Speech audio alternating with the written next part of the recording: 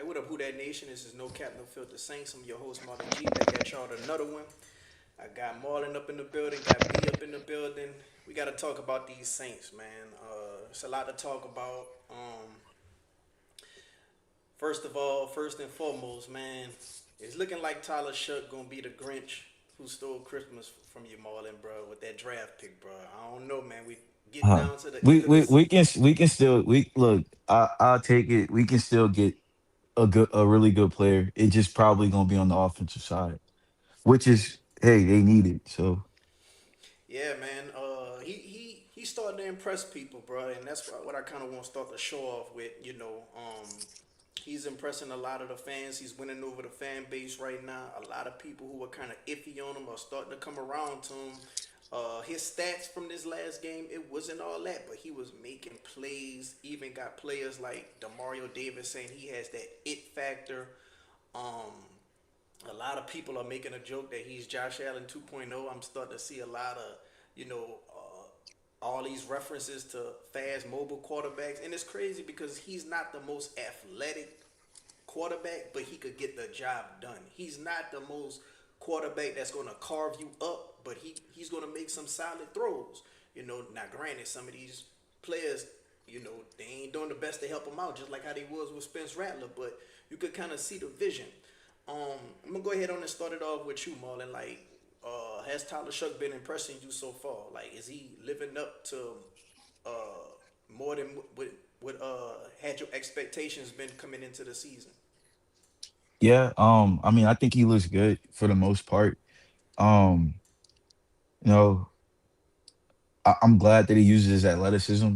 He's a 6'5", 225 pound quarterback. Um, I'm glad that like I said, I'm glad he uses athleticism. He has a live arm. Some throws are off, but it's like it's like basic stuff. Like it's all his mistakes are like easily fixable. Like the pick against Miami last week. That's just he threw the wrong route, but he doesn't come back and make the same mistake twice, which is like kind of the stuff you want to see with a young quarterback. And this game right here, you kind of have to take the game because this is a bad weather game, so you weren't going to be able to throw the ball in this game anyway.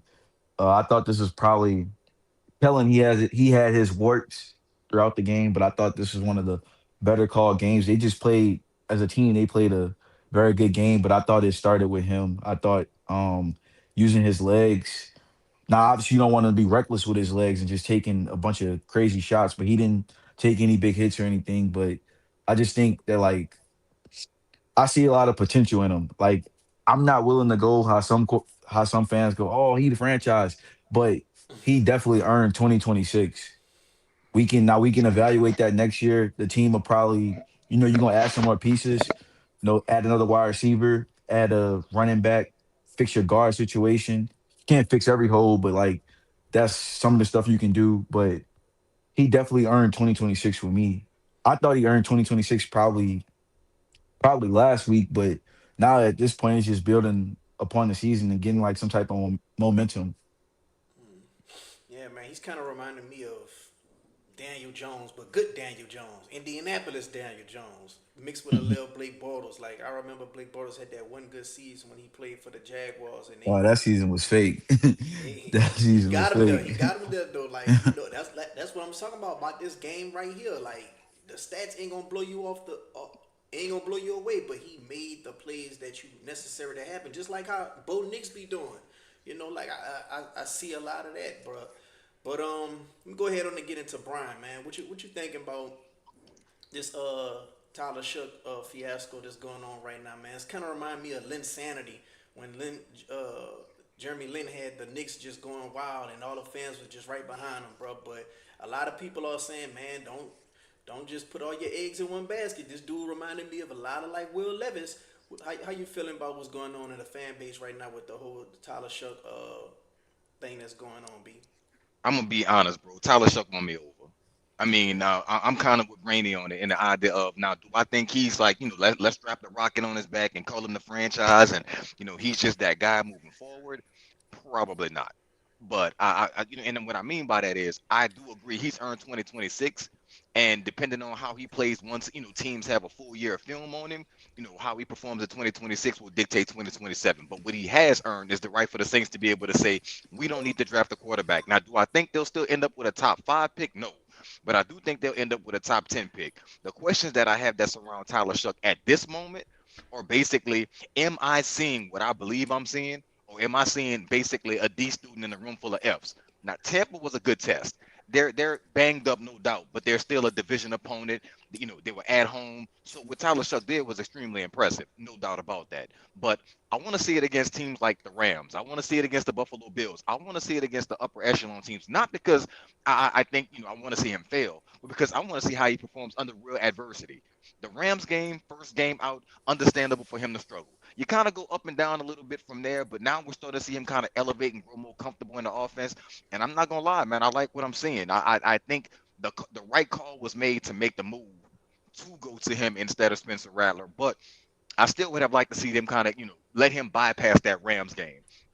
If that happens, just think of the I guess the Shuck mania, if you want to call it that, man, that's going on. You could imagine had he not played against the Rams and his first start would have came against, I believe Carolina was afterwards. I think it would have been a much safer thing and even bigger progression because he's played well, man.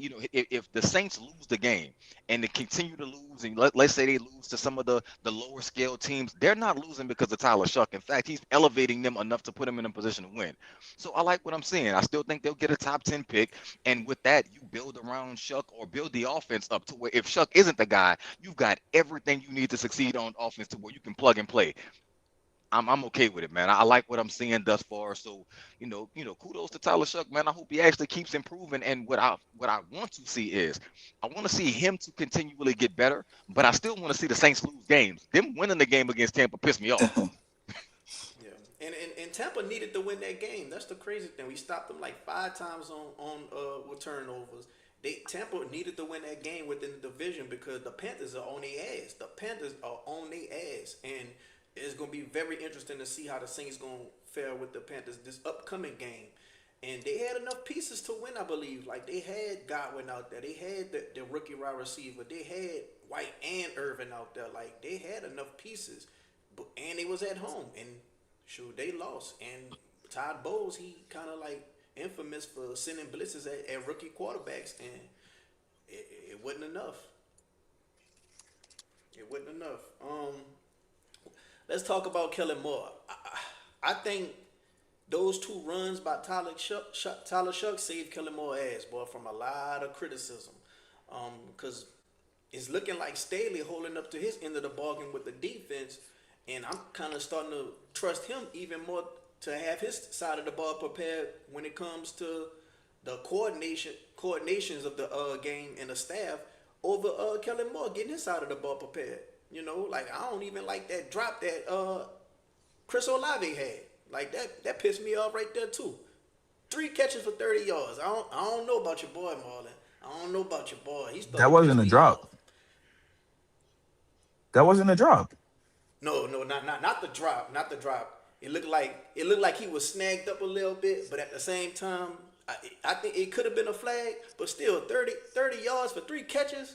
I don't know, man. I don't know. We ain't throw the ball that much, bro. I ain't really worried about passing yards. I actually seen some stuff offensively. The rain probably helped them to me as a team because they finally ran a real NFL offense. You should not be running in the shotgun the way that they run in the shotgun all game. That doesn't help an offensive line at all. We obviously know our guard situation, but like a good team, these offenses like the Rams and Seattle, they lining up under the center.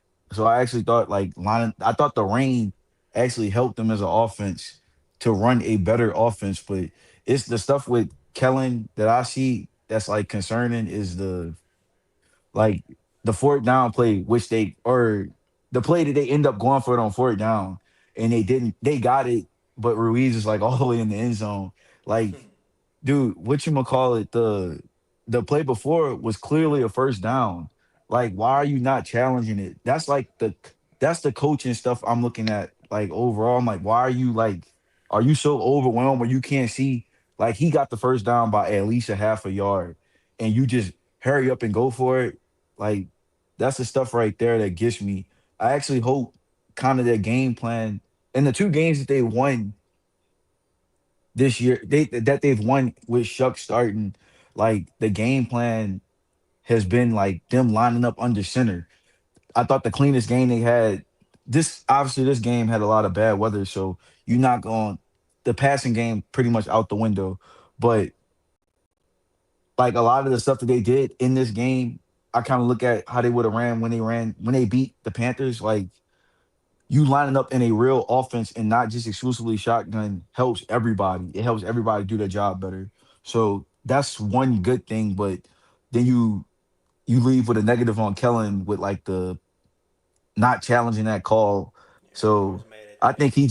I think he's just a work in progress that we just gotta live with. But Shuck, if Shuck progresses, that buys him more time. How you feeling, B? I think a lot of people are starting to put a little bit more trust in Staley over Kellen Moore at this point in time right now. But maybe we just got to be a little bit more patient. He's still a rookie head coach, but we could still share our criticism of him throughout the process. And you know, I don't know, man. I don't know about that second contract with Olave, bro. Like I'm at the point where I'd rather give it to Alante Taylor over Chris Olave, man. What you thinking, B?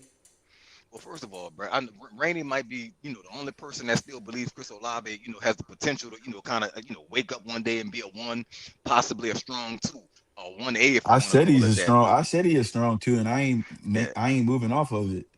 yeah, he could be a 1A in Rainey book, man, maybe a two, but to me, he's a wide receiver three. And the reason that he is because when I look at the way Vele plays, man, and this is what I'm imagining. If the Saints are able to draft a Jordan Tyson, and you have Tyson as your number one, Vele as as your number two, I think that automatically moves Olave down to the slot, which might be a good mismatch for him against most of the guys that he plays against. But for me, I don't see the dog in him. I think if Olave is open, he gonna bust your ass. Like that's a wrap. But if he got to fight for it, man, give it up. He ain't doing it. So and for me, I want my number one to fight. I want to be able to say when we line up, when it's Monday night football, dun dun dun dun, and all of this bullshit, and they go to announcing the New Orleans Saints and Tyler Shuck and this person are taking on the Tampa Bay Buccaneers. I want to be able to say the New Orleans Saints, Chris Olave, man, that ain't happening. That ain't him. He's not going to be one of them names called in the beginning of the game. They're like, you know what? The Tampa Bay Buccaneers going to have the game plan to stop Chris Olave. No, the hell they don't. Chris Olave going to stop himself because he just don't want to fight for it. He has all the potential to be a number one, and he got the heart of a fucking cotton candy cane, man. I'm like, it's just not happening, bro. He just don't have it in him to be that dog. And for a number one wide receiver, you got to be that. Hell, for a number two wide receiver, you got to be that. Now, when he grows a set of nuts, maybe he'll be a wide receiver two. Until then, he a three. And they lucky Shaheed gone. But that being said, man, I still think there's a lot to be desired when it comes to Kellen Moore play calling. Is it the idea that he doesn't have the talent of a Saquon Barkley or the best O line in football? Or AJ Brown on one side, and who's the other cat on the other side, man? Is it Smith? Yeah. Yeah, Smith on the other, man. So it's like you don't have that anymore. So maybe it's a little bit of an adjustment period. When you go from the penthouse to the outhouse, man, you don't really adjust well. And we know certain people of certain cultures don't adjust well when adversity hits. But when you're used to being in adversity, it's a little bit different. So, and plus, I think what's going against him is that, as far as Saints fans are concerned, I also think it's a little bit of the idea of, man, like you won't never. Thankfully, he didn't have to follow Sean Payton, but he's gonna always be in Sean's shadow until he does something special. He got lucky that there was a Dennis Allen. He got lucky that Allen got fired and that was a Rizzy. So he's not really genuinely being compared to Sean as one versus one, but he is being compared to Sean because he's a young offensive play caller. He's an offensive minded coach, and you're coaching the same team as Sean Payton. The more success Sean has, the more people are going to look, especially locally, at the New Orleans Saints to see what are going on. And if Kellen Moore is not performing, the timeout is one thing. There was a bunch. And I mean, I can second guess calls all day, but that's the reason. Kellen made a bunch of boneheaded mistakes as a coach, like even going into halftime. He, you're, you're, you're trying to bleed the clock, if you will, and it could have been end of the game. I might have it confused, but it's end of half scenario, and he's burning timeouts, and I'm like, why are you burning timeouts when Tampa has the ball and they're trying to get into field goal range and they need the time? But you're burning timeouts. Oh, it was halftime because it was. I remember saying to myself, it's almost like he remembers what happened last time, and he's afraid to go into the half with those timeouts. But it was ridiculous because Tampa had the ball. You weren't going to get it back. They were driving. You were trying to keep them out of field goal range. And instead of you bleeding the clock, you called timeouts to help them. Things like that piss me off about Kellen. And maybe because he's a rookie, he'll eventually get over it. But for me, nah, man. I'm not saying he's not the guy. I'm still gonna give him the benefit of the doubt. If I'm grading him, he gets it incomplete because I want to see what it looks like when he has talent. It looks like he has his quarterback. I like what I'm seeing from Devin Neal as a solid number two running back. And again, the wide receivers are starting to come into fruition, but there's a lot to be desired. That was like three different right tackles in that game. So I mean, maybe that had a lot to do with how he was calling it. But I agree with Rainey in the idea before I kind of give the floor up, man. I agree with Rainey in the idea of the rain and the weather conditions forced the New Orleans Saints to find something different. Because I really believe had it not been raining, Kellen Moore would have threw the ball 50 times that game instead of relying on the run game to help your rookie quarterback. Yeah, man.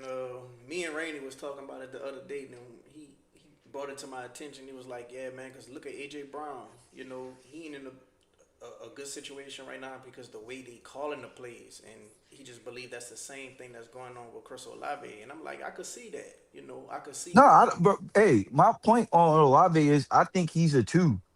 I just think we need to add more to it. I know I accept that he was a two this year. I thought last year before the concussions he was on the way to being a one, but after that, bro, when you take shit like that and you contemplating retirement, or your family was trying to contemplate it, I just accepted that he's a two. But we need to add to it. I don't want to tear everything down because we don't have it's no Drew Brees that's ever walking through this door that can make a undrafted free agent or a 7 round pick look good.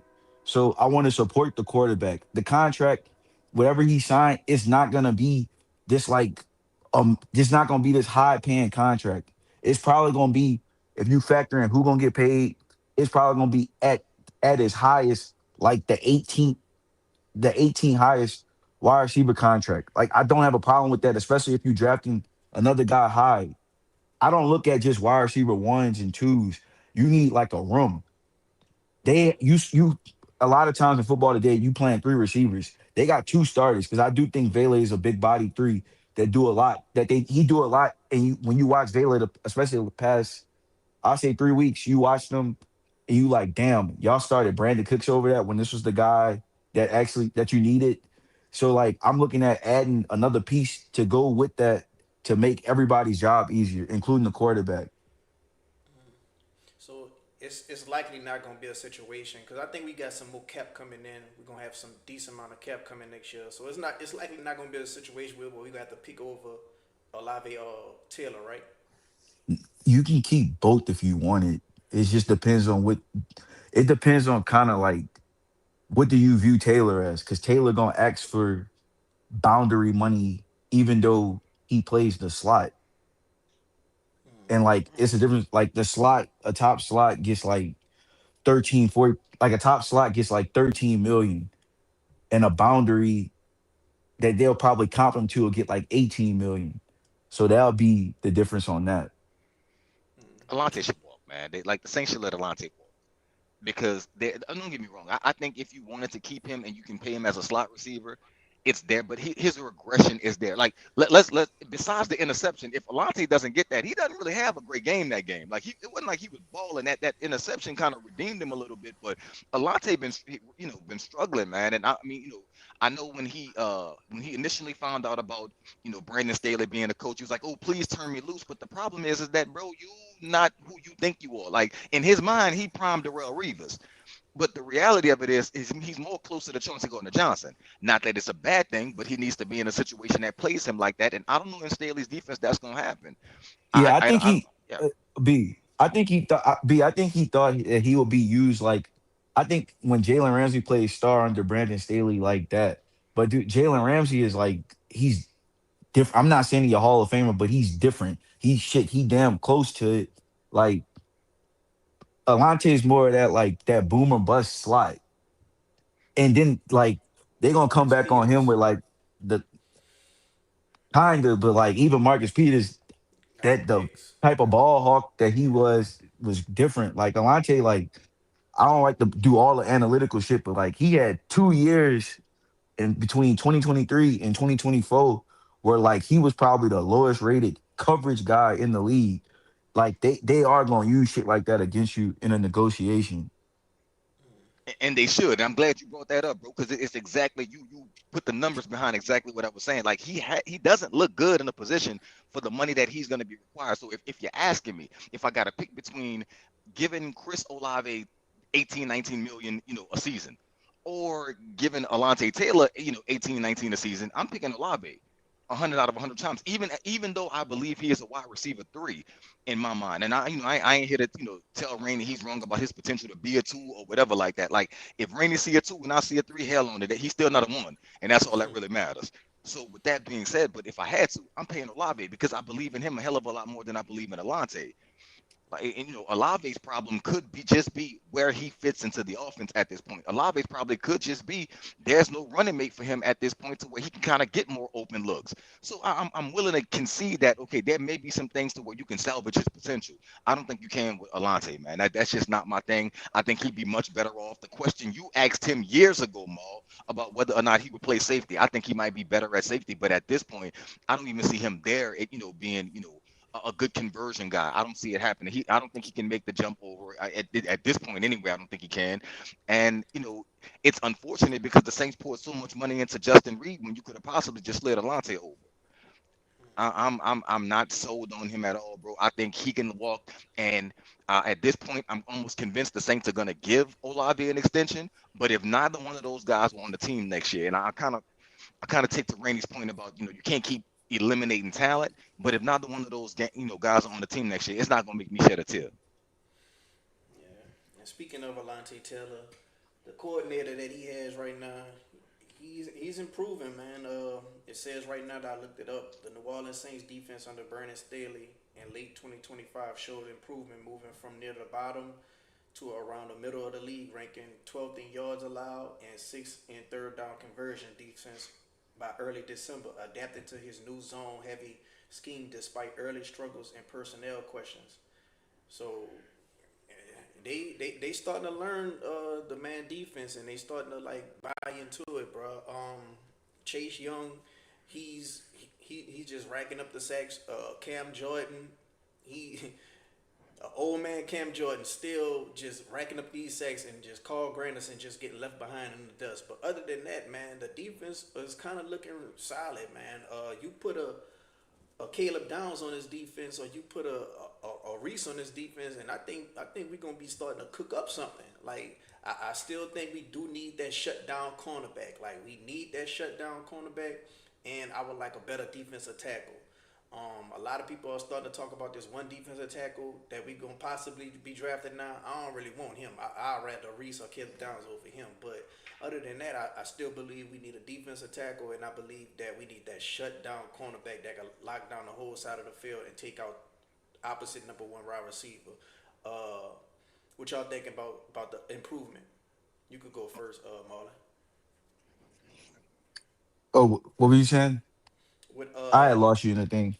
Staley, just the improvement that he has with the Um, zone. I think his I'm actually like I gave him his props the other day. I was like, yeah, he showed me a lot because I'm not a big Brandon Staley fan at all. I don't think the Saints defense is like it's not littered with talent, but it's like guys just NFL starters. I think like if you put a great safety back there, everybody in the secondary would get better. If you put a great corner back there, everybody would get better.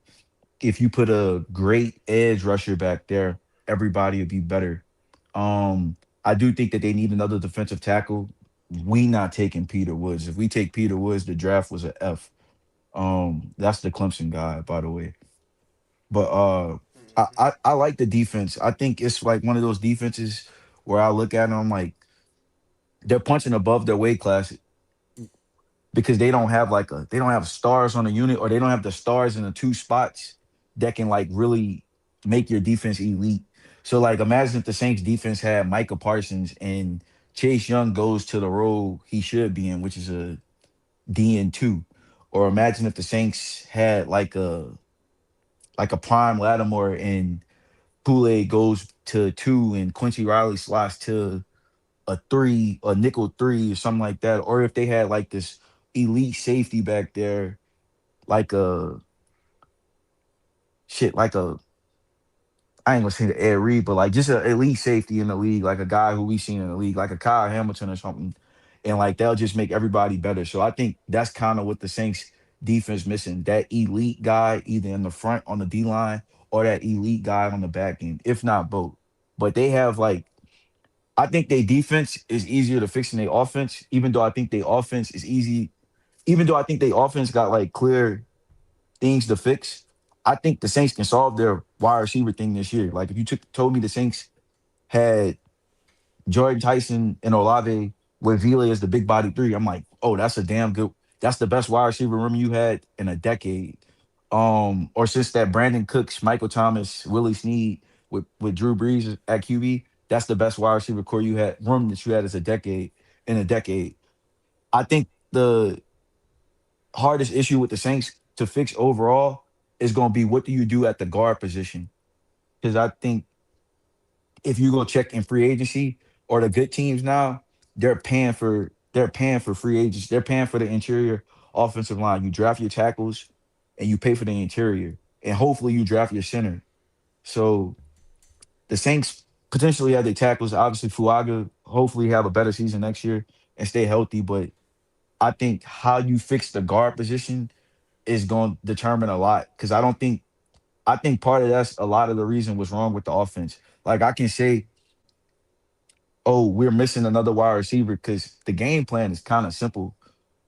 The teams they know we can't run the ball, and they know they can get pressure with forward because your guards, your interior can't block anything. So they know your best receiver is fast. He's a down the field player, but you're gonna put a safety over him, and the only other guy that can eat Vila's been doing his job. Even Jawan kind of been doing his job, but like the guard situation of you not being able to run the ball effectively is really like the big issue on the team because it affects everything. It affects how the teams defend us. It affects like how easy the game is on the quarterback. So I think that's the big issue. But I think every other like just hitting at the point, as far as like the defense and fixing that side of the ball, I think that's just about getting a star, like a true star in the front front end or the back end, if not both. And I think on the offense, it's similar, but you got to fix the guard situation because it's dire right there. If you like the stream, go ahead on and hit the like button. If you're not subscribed, go ahead on and subscribe. Go ahead on and put some questions down in the chat for Marlon and Brian. I'm gonna have them up for a little bit more longer, so we're gonna do some rapid fire questions in the chat and get y'all answers as quickly as possible. Um, so what about you, B? How you feeling about Staley's improvement uh, from beginning to now? I never felt like it was a question of whether or not the team would improve defensively. I mean, just schedule alone says that once you got to the second half of the season, things would lighten up. So they'd be facing less skilled quarterbacks, less comparable teams to where it's the Saints basically being a bad team versus another team being a bad team. So I never had a problem with thinking that the Saints defense wouldn't improve. Another thing is the idea of when the Saints were under Dennis Allen, they performed much like this. Like the Saints just didn't come out, top five defense those first couple of weeks of the season. It didn't happen like that. Gradually, they started to get acclimated into Dennis Allen's defense, and they always found their stride. Somewhere around week 6, week 7, they took off, and they were a better team the rest of the season. In this case with Staley, man, you're converting a 4-3 to a 3-4, and you're trying to, move in parts, and you don't really have all the personnel you need. So for me, I'm 100% convinced that Staley's defense was going to get better. Now, how good will they be moving forward? That's going to be the question. I think once he gets the talent, if you can get a Reese, you need blue chip talents. Like the flaw in the Saints' logic for has been we can build this team with third and fourth round picks. No, you can't. And I think at some point you're gonna have to not bargain bin shop. You're gonna have to go out there and go to one of the big markets and you're gonna have to go get somebody, whether that be via the draft, whether that be via free agency. You need blue chip talent on this, in this organization, on this team, and that's what the Saints are lacking right now. Quincy Riley is a great story. Love it. Fourth, fifth round pick, gets his opportunity, shows some nice instincts like the PI call I believe they had on him. I'll take that every single time by a rookie. His instincts were good, his eyes were good, he jumped on the ball. If he's a half a second earlier, he doesn't get a PI, he gets a pick six. So I like what I saw in that regard, especially from a late round pick. But you need Quincy Riley to be a depth guy. If he turns out to be Richard Sherman like to where he's a fourth, fifth round pick that turns into a star corner, great. But you really want, you'd rather that be a first round corner out there. You'd rather that be Marshawn Lattimore type talent versus Quincy Riley. And that's what the Saints are missing on defense. If they can get a couple of more of those, and I know you guys mentioned D tackle, they did draft the D tackle last year from Texas. What is it, Vernon Broughton? So I think, he plays into the fold moving forward. I think you can find comparable D tackles to play in a 3-4 to where you don't necessarily have to go out there and draft. Y'all mentioned a cat from Clemson. I'm like, yeah, I don't think you got to go there. I think if the Saints draft him, I'm with Marlon, man. You draft him in the first round, it's an automatic L. You better go find yourself like somebody who can make an immediate impact. And most defensive tackles don't make an immediate impact as far as changing the stat lines like that, man. Go get yourself a Arvell Reese, go get you a Caleb Downs, or go for somebody offensively. But you know, get somebody that's going to impact the game from week one. Once you get that, I think the Saints defense will take off. Same thing offensively. I think they got enough pieces there to where you can start to see what Moore wants to do. The question is sometimes he just confuses the shit out you as to why he's doing it. All right, real quick before we get into our questions, if y'all got any questions for Marlon and B, put them down in the comment section. We're gonna get them to him as soon as possible. Uh, Last question before we get into the watchers questions. How y'all feeling about the new kicker? Some people liking him. Some people still unsure about him right now. We might have to still have to look for a new kicker in the off season. And Blake Groupie, he kind of had some salty words about the Saints organization once he found him a new home that's winning right now. How you feeling about the kicker before we get into the questions, Marlon? He got 4 more games to at least s- help solidify himself potentially. I didn't like that he missed that kick the other day because he missed that kick before, like literally 5 minutes before that game was completely flipped with the rain. So like those points right there were valuable that he missed, especially in a short field. But he got 4 games to prove it. He gonna kick 3 in the dome and 1 game that's probably gonna be cold because Tennessee in December or Tennessee around New Year's is cold. So he he got 4 more games to show us. Yeah, he got a leg too. How you feeling about him, B? I think the talent is there, man, but we also have to kind of, and I'm not giving him any excuses. I think had Charlie Smith started this year and kind of performed just the way he did, I don't think we're having the same discussion. It's the idea of, because what was it, 3 or 4 at this point, something to that effect, man. So if he's 3 or 4, that's not bad. The problem is that we watched Groupie miss 8 kicks in 11 weeks. So I think because we saw Groupie miss those kicks and Smith is out there, weather conditions are bad. I kind of give him a pass on that. He's still trying to get acclimated to the NFL. He's not a true born and bred NFL player. He is a international transplant. So I'm gonna give him a little bit of time. I kind of feel like Marlon, give him the next 4 games, and if you bring him in next year, just bring in another a kicker to compete with him or whatever like that. But to be honest, man, the Saints right now, like kicker is the last of my worries. If I had to, break it down, if I had to do that, kicker should have been a problem early in the year when he was missing kicks against Arizona and the 49ers and the Bears and people like that. Like that's when kicking should have been an issue. At this point, I could care less, man. Charlie Smith could go out there, he can go 3 or 4, he can go 4 or 4, he can go 1 for 3. It wouldn't bother me at all because I don't give a damn what the Saints do at the kicker position in this regard. Get me a running back that has an impact. Get me a tight end. I'll worry about those positions. I'm not worrying about what happens with the kicker right now, but I do think he deserves the next 4 games to be able to see. Let's bring. I think he's coming into next season anyway, but whether or not he's going to be the starting kicker next season or whether or not he's going to have competition and he gets cut then. For now, man, I give him some slack, man. I'm gonna give him a little grace. All right, now we about to get into the rapid fire questions part. Everybody that's viewing the channel right now, go ahead on and put at least one question in the chat. We'll get to them as soon as possible in order. If you got a question for both Marlon and B, or just B, or just Marlon, go ahead on and put them down in chat right now. We're gonna get into the first question. We got Jerry says, "I think we can sweep the Panthers Sunday. What do you guys think?" You go first, Marlon. I got the Panthers in this one. I think this is the I had us with a split against them, I think, earlier. So I'm gonna take the Panthers in this one. I think it's gonna be a competitive game though. Like it ain't gonna be like no blowout. But them off a bye, like I probably just take them in this game. What about you, I D? think the Panthers have a little bit more to play for, man. Don't get me wrong. I know the Saints are building. I still think the injuries are going to eventually catch up to them because, again, if I'm not mistaken, they played three different right tackles in the game versus Tampa. So I Yeah, think at some and point, he's hurt too. yeah, so I think at some point the injuries catch up with you. There's no, Fuaga that's going to be out there. Banks is on the island by himself. You're still trying to figure out what you're doing at left guard and right guard because Cesar Ruiz is absolutely horrible. Now I don't fault Ruiz as much as most people do on that penalty play, simply because that was an improvised play. Ain't no reason in the world that play should have went the way it did. So by Ruiz being downfield, it was supposed to be a run. He was supposed to be where he was at that time.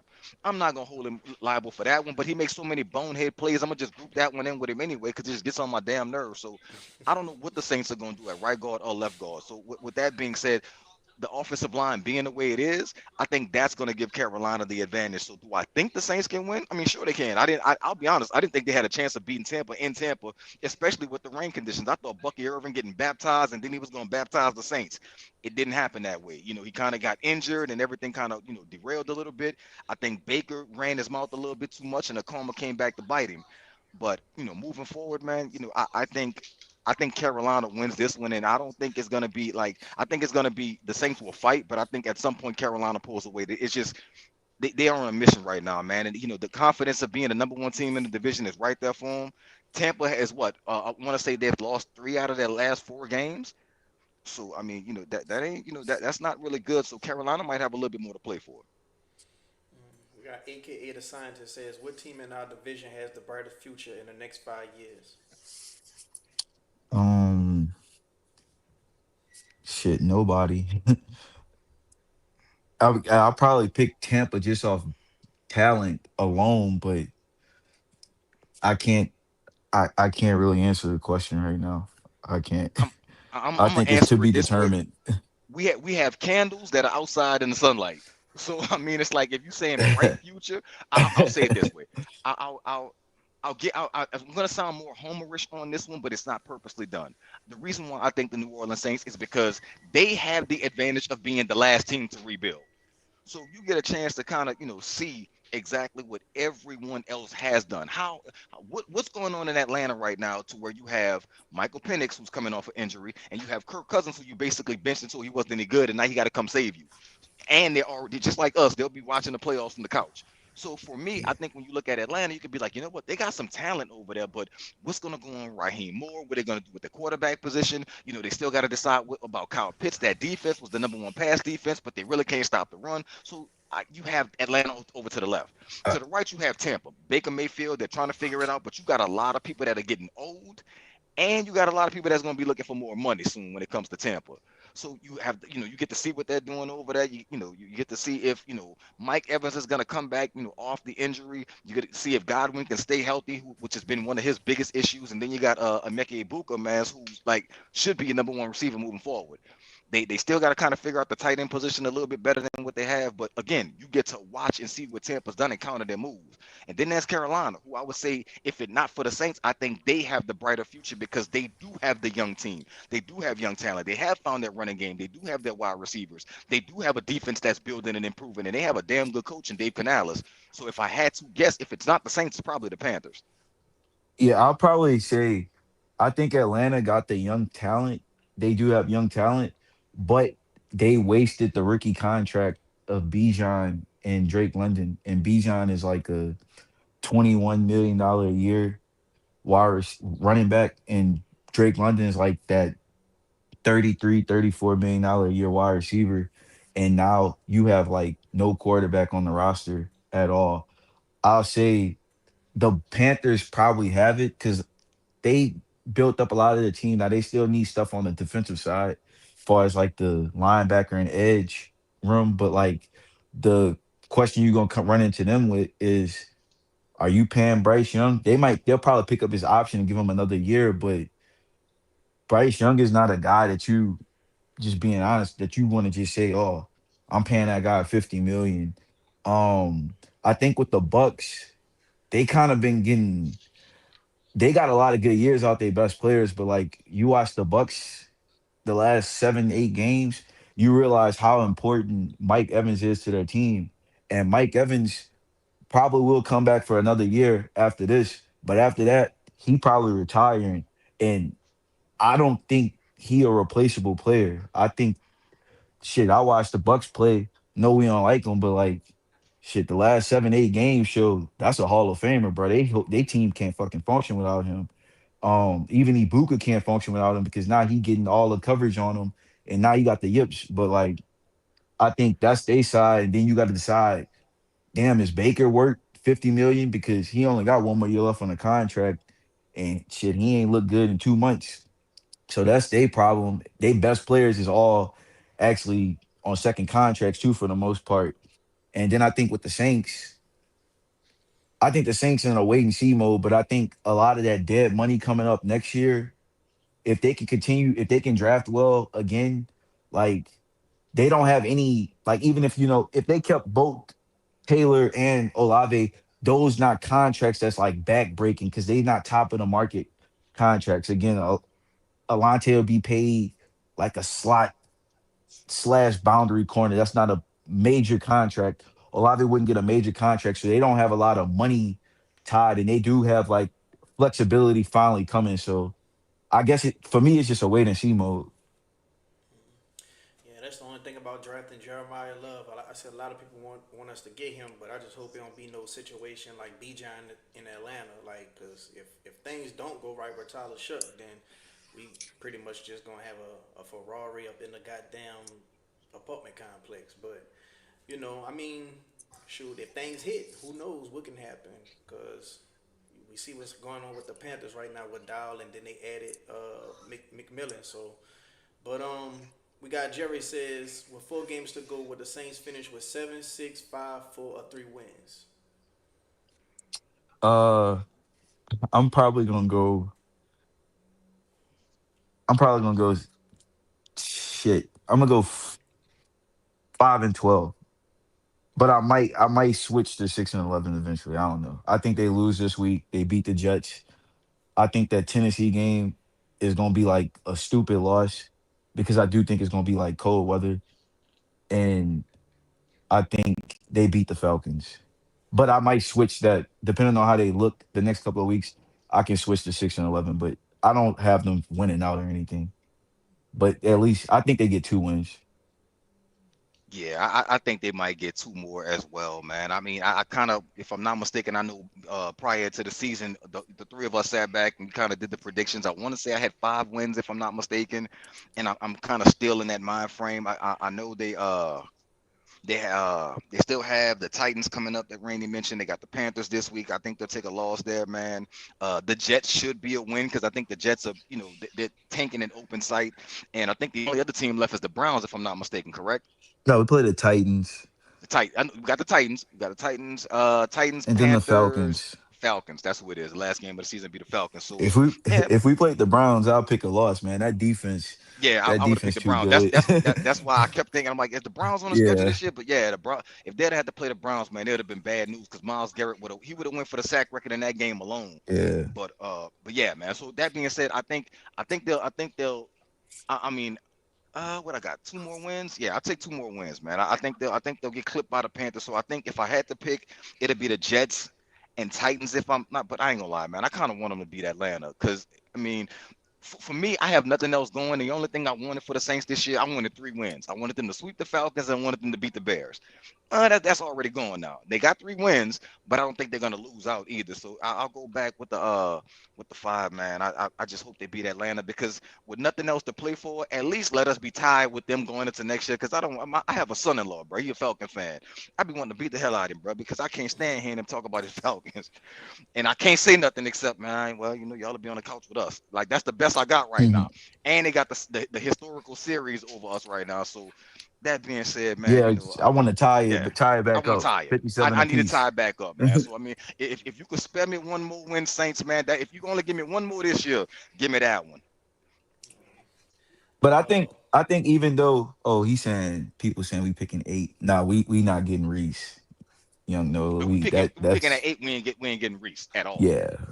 That ain't I happening. think we probably looking at a You get Downs at 8. you and that's positional value because I think that somebody some team gonna say, man, look, I know he a safety, but he probably the safest player in the draft. Yes. And so I think we looking at kind of like at least for me, I'm looking at I think we're gonna be somewhere between 8. The lowest we can be is 10. Need Minnesota to win one more game though, just to ensure that we in the top 10. But I think we probably looking at like a Downs. I don't even think Bane gonna be available. I know it's gonna be a debate with his measurables, but I think we looking at a Downs. I think we looking at a Carnell Tate, Jordan Tyson, and probably a Jeremiah Love. But with Jeremiah Love, you gotta really have your interior offensive line set and your offensive line set at least 4 to 5 spots. I don't want to take a running back that high, even though I think he one of the 3 best players in the draft. If your line not set, because I don't want to have him looking like Ashton Jenny when Yeah. they only have one offensive lineman, which is the left tackle. I don't want to be like that. Young Nola says, "What position y'all think we get in free agency though?" It's kind of hard to tell, man, because it depends on what the plan is. I know Rainey mentioned it earlier, man. It's the idea of what do you do when it comes to free agency? When it comes to how you divvy out the contracts, because if you play it smart in 2027, you can go get whoever you want. I think this is another year in which they should kind of play a mile, man. Like don't break the bank. Try to sign some of your key free agents if you want to keep them. If you want to keep Olave, go ahead on and give him his money. You want to try to see if you can, salvage something out of Taylor. Okay, I could live with that as well. But you also may have to move some contracts. You might have to get off of a Pete Werner or somebody like that, man. You might have to tell Cam, all right, bro. It's been real, but it's time for you to go. So those things like that, man. I think the Saints should be very wary on spending money this free agency because truthfully, I know everybody's optimistic right now because the good vibes are all around, man. But let's not fool ourselves. The Saints are still a very bad team, and they're going to be a bad team next year as well. Will they be horrible? No. So let's say they win 5 games. Let's say they win 5 games this year. The ceiling next year, if you're lucky, would be to eight wins. They're still not there. That O line still needs to be rebuilt. That D line needs to be rebuilt. They do need outside corners that are elite because I'm not sure what the hell Kool-Aid McKinstry is. So yeah, I mean, I think free agency wise, it's going to be hard to tell who they should target versus what they should target. If they're going to go after a stopgap at guard, I'm okay with it. Don't spend. I don't think the Saints should spend any big money or any long term money on anybody. Save that for 2027. I think I got to go after this, but I think that I think if they spend any money, I think it will be on a guard. But this is kind of I was starting to think about like fixing the interior offensive line. I actually think the one guy in the interior line that's playing good is the center. I would keep the center Fortner. I would keep Fortner. I would actually move McCoy to guard. That might help him with his health at this point in his career. Now I wouldn't touch the contract or anything, but I would move him to guard. I would keep Fortner. I would move off Ruiz. He'll be cut. I will probably sign another guard, and I would sign another guard. Then I would draft a guy in the middle rounds. That's kind of how I would fix the interior offensive line. But that's what I do. I like look at either keeping Fortner, sign another guard, and then I will look at this is a really really weak free agency because they a lot of teams don't let their players go in free agency at this point. So I would do the interior offensive line, and then I would go how Carolina did the 1 year deal with Rico Dotto, and you bring in a running back like that on like a prove it type deal. Like I'm looking at identifying those type of guys to bring in. But that's kind of really all I do because I think you got to draft your team. You can't really spend no real money like that on outside guys other than probably interior offensive line. But that's pretty much what I do.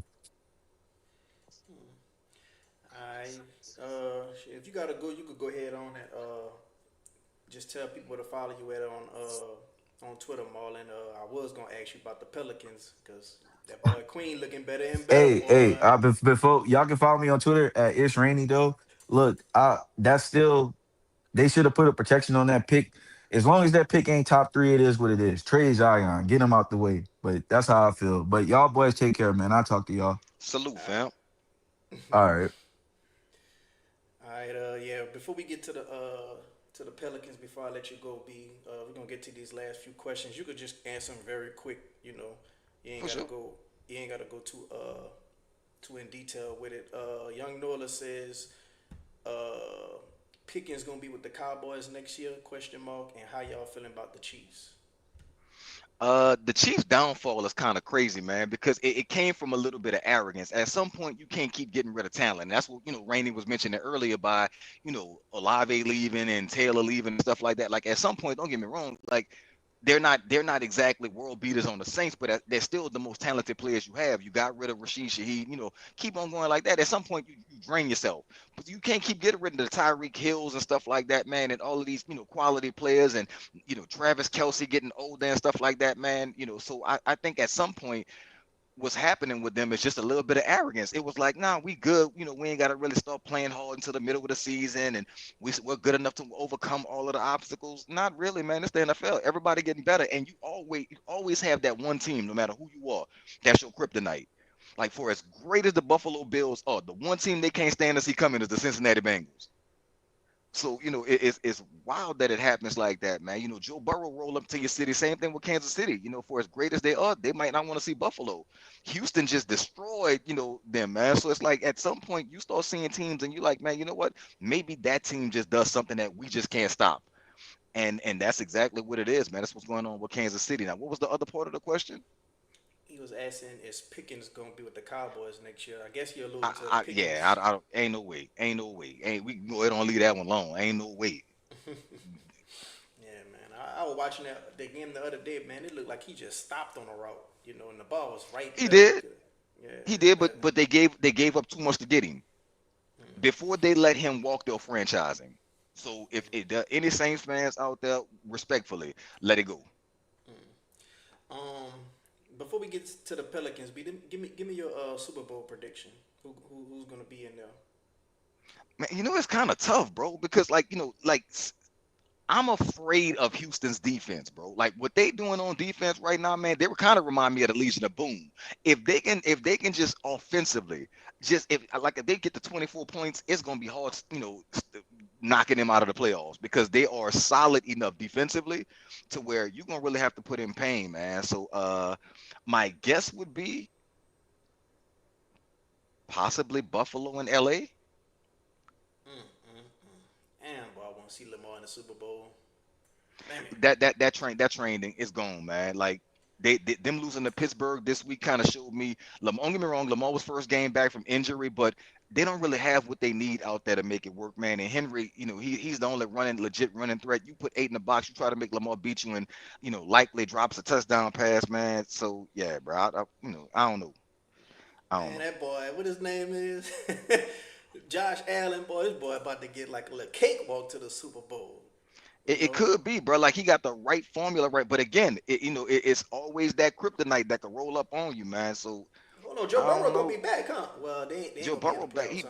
he ain't gonna be in the playoffs, but it's still it's one of those things that I can show you the blueprint, but the problem is you may not have Joe Burrow to pull it off.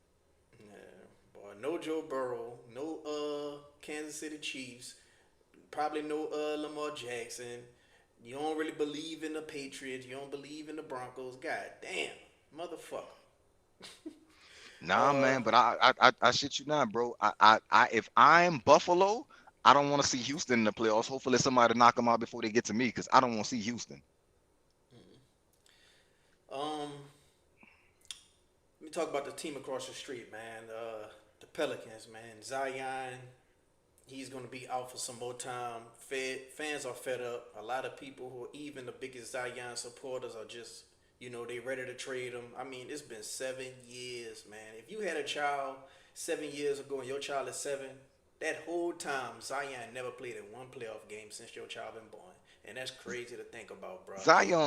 Zion's 7 years old, but he's still in kindergarten, man. Like it just is like that, bro. Like I don't get what's going on with bro. But thank God we got Pet. Thank God we got Derek Queen, bro. Derek Queen right now, bro. He's just doing some amazing stuff. A lot of people was against the trade, but now some people are saying, you know what, I was wrong. And certain people they still not they gonna stand on what they stand on. They saying they should have never did that trade, no matter what. And certain people like, man, are you delusional? You don't see what this kid is doing? And you know he's only a rookie right now, and he's looking damn good. Like he's looking even better than Fears right now, and still a lot of people got a lot of hope and Fears. He might be the 1A to Queen 1B. So you know how you feeling about this dynamic duo that's just brewing in New Orleans amidst the whole Zion fiasco? And I'm hearing that they saying, man, the first decent offer they trading Zion. Yeah, Zion is on borrowed time, man. And I know, the biggest Zion supporter I still know is my bro Knicks, man. And he's still holding out hope that why can't you still have Zion? And I think at this point, man, the reason why you can't have him because Zion don't want it. And not to mention that, but the team is better off now. The whole thing about the draft pick bothers the hell out of me because Derek Queen right now looks like the rookie of the year. Jeremiah Fears look like he's the engine that's gonna drive this, that's gonna drive this car going forward, man. So like I like what I'm seeing out of to be honest, Denver for a couple to see the Nuggets up close and personal. The Pelicans remind me a lot of the Denver Nuggets with the personnel that they have assembled. Not necessarily the way they play ball, but with the personnel they have. Queen can be very much like Jokic. Jeremiah Fears could be very much like Jamal Murray. You know what I'm saying? And when you look at some of the Aaron Gordon type of pieces, they're your Herb Jones and your Trey Murphys are. So, I think what the Pelicans have is the ability to play tough physical basketball, but also they need some more shooters and some more cutters, man. Like you need somebody when Queen go out the game, it can't be Carlo. Like, you need more, you need Misi to kind of develop a little bit more in order for that to be that. But I actually like what they have as far as their core. Once they're able to get around the Zion situation and get back whatever they can get back, hopefully they trade him for some shooters. And like I said, possibly a first round pick, no matter where it's at. I hate the idea that so many people are hung up on that first round pick. And even Rainey, when before he left, was like, as long as it's He not came back. top three or whatever. Yeah, I don't give a damn. I don't give a damn if it's top three or not, because truthfully, like if he's the rookie of the year or he's the next Jokic, ain't nobody gonna give it. Like it don't. You are not going to get a better pick next year than Derek Queen is right now, especially with a year of NBA experience. Like you're just not. Like who? I'd love to know all of these draft experts that are saying, "Oh my God, I can't believe the Pelicans traded that pick." Who the hell are they gonna take next year that's gonna be better than what they have right now? That's all I need to know. I'm If you I'm can give me back. a legit answer to that, maybe I'll look at the trade differently. But you're not going to get somebody with a year of NBA experience that's played against the guys that's starting to look like, he's going to be not only Zion's replacement, but a potential face of the franchise. Man, nah, give me the ice cream man, bro. I'm good. I'll take it. I'll take him over whatever draft pick or whatever rookie pick they would have picked next year. They just Well, it got to look figure like out the Marlon. Zion situation. Well, it look like Marlon came back. So you got Yeah, something to it say, was a Marlon? it was a quick meeting. It was a quick meeting. I just want to hear more on the Pelican stuff. So I got to hear most of what B said. Got But yeah, any? they gotta. I think that for the Pelicans at this point, it's just like an evaluation. Like you might go like 12-70. It ain't gonna be more than 15 wins probably, but it's just an evaluation. The Queen trade again, it is what it is. You ain't take it. Look, it could be worse because I don't want to. I think it's too much at this point. It's too much criticism. Like I said, top three because I got like a high opinion of like the top three in this draft this year. But if Queen is an all star level player for a decade, then at this point, bro, it really don't matter. It is what it is. I'm think before Christmas, you have identified that hey, you can move on from Zion. At least life can be life. You don't have to keep imagining this fairy tale life with Zion that you think that you've been trying to imagine for like 7 years because that's just not happening. But I think it's just about identifying the players. I think that Queen and Fierce obviously have like no all-star potential. I think the guy to play alongside them and with them that complements both is Trey Murphy. Now I think once you get to that point, that's the three. Now I don't think Trey is like a star or anything or will ever be a star, but he's a very good NBA player. He complements, he helps a lot of teams with what he can do with his shooting ability. I think after that, it's just like I'm waiting to see what's gonna happen at the trade deadline because obviously, you trading Zion for damn near pennies at this point, but who cares? You just got to get that out your get that off your organization. I'm interested to see what they do with Herb because for where the Pelicans at, I don't think that merits continuing is smart. Like Herb is meant for a team that's trying to win. Herb on a bad team, you can get the guy that was playing in Bryce McCohen's, whatever his name is. He can do some of the stuff when you losing games. He can do the same thing Herb do. So I think that's kind of the player right there. You looking to move off of. Then you looking to move off of the Jordan Poole. They obviously not in your future. Dejounte Murray, but I think you identified the three you can move forward with, and it's really about the 2027 draft at this point. You want those dudes to continue to grow with each other. And then at the 2027 draft, when you got some of these contracts off your books or expiring, that's when you can see the light then. But this gonna be for far as wins and losses, this gonna be a tough year. But it's just about them two little young dudes at this point. And then I say Trey Murphy because he the guy that should remain on the roster with him. They got any head coach that might be available next year if you I don't know know, man. JB Uh, don't work out? I don't know because like I hate to say it, but New Orleans not this like destination overall. And then like the Pelicans is known as one of the worst, if not the worst, basketball operation in the league. Like the people talk about it, like it's not like a real basketball thing. I know fans get mad at it, but like when you got multiple people saying this over the years, and I ain't just talking about niggas like Kendrick Perkins. I'm just talking about like even like a guy like Austin Rivers say, man, some stuff you see compared to here, compared to like another destination, is just like it's not like a real NBA franchise. That I think that's always going to be until they take basketball serious, and I really think that's the ownership thing. That's just always going to be attached to them. So, like, I ignore the Mike Malone shit, but hopefully they can get it together. But I do think it's going to need to be at least some type of ownership change or something. All right, man. Appreciate y'all for coming on the show. Got any closing thoughts, B? And tell people where they can find you at on Twitter. For sure. Closing thoughts, man, gonna be two things. One is that I didn't hear Rainey's last thing about when you asked him about the coaches, but I'm gonna go. If there's anybody that could save this squad, it's the same dude I mentioned a moment ago. Well, not mentioned a moment ago, but the same team I mentioned a moment ago. The Denver Nuggets fired Mike Malone. I think that would be a perfect hire for the New Orleans Pelicans, man. If they can get Mike Malone up in here to coach him, it'll be a whole new ball game around here. Mike Malone could save them. As far as last thought, man, it's gonna be for as much as I think it'll be the Bills and the Rams. Man, I ain't gonna lie, bro. I would love to see Sean Payton win a Super Bowl championship, bro.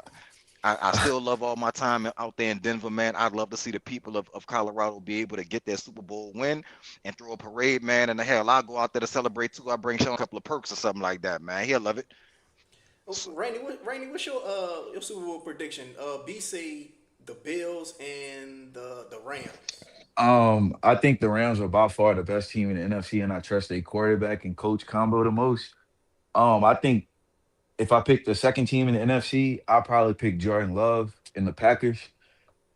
And then if I pick the third team, I pick Seattle, but I don't trust Sam Darnold. And but I think the Rams and the NFC, that's the only three I take serious. In the AFC, I ain't gonna lie, I got a surprise. I think Houston got the best singular unit in all of football, and I think that that defense can play anywhere. But it's hard for me to trust the offense. But I would probably pick I would probably pick Houston as my surprise AFC team, and but I think the best overall player in the AFC is Josh Allen. But I don't think their team is like that, so I can see them losing. But I only think three or four teams can win that conference. Like I only think you. I think you looking at seven teams to potentially win a Super Bowl. I think Green Bay can win. I'm gonna pick Seattle because I think the team is just like actually good. I just don't trust the quarterback. The Rams, and then in the AFC, I'm gonna pick the Broncos, but I don't. I think they're gonna lose. I think they're gonna get. I think you're gonna have a major team get upset. So if I picked anybody to get upset, I'll pick the Broncos, but I'll still consider them a contender. Then New England, then the Bills because of the quarterback, and Houston because of that defense. But that's the only seven I can see winning. You can hear But if Rainy, you, huh, B? I couldn't hear him, Brody. You can't hear him? oh, Uh-uh. I like he's very vague. He's like almost like a background, almost like as if he was there with you in the background talking. Oh, I don't know. Well, he tell him I said, said, tell him I said, tell him I said I want to take the Rams over the Texans. okay, he said he think it'll be the Rams and the Texans and the Rams win. He said he said the Texans got the best unit in all of football with the defense. I mean that's kind of the wave I was on, man. Like I said, I'm afraid of that defense, bro. You might want to hope they get knocked out of the playoffs, man. Before that, I think if Denver gets the number one seed, it's very likely that they'll make it to the Super Bowl because then you probably got a little bit of an easier path, man. But I don't know, man. Like I said, I think I hope Denver wins it all, but I'm gonna pick Buffalo and LA right now, man. Let me go ahead on and let you shout out your Twitter and tell them where to find you at, B, and y'all could go ahead on and get up out of here, man. For sure, man. You can find me on Twitter, bro, at Battle Rap Bets, all one word, BATTLERAPBETS. Find me on Twitter, man, Battle Rap Bets. And my son keep on pushing me to go, man. Start getting like, you on TikTok, Maul?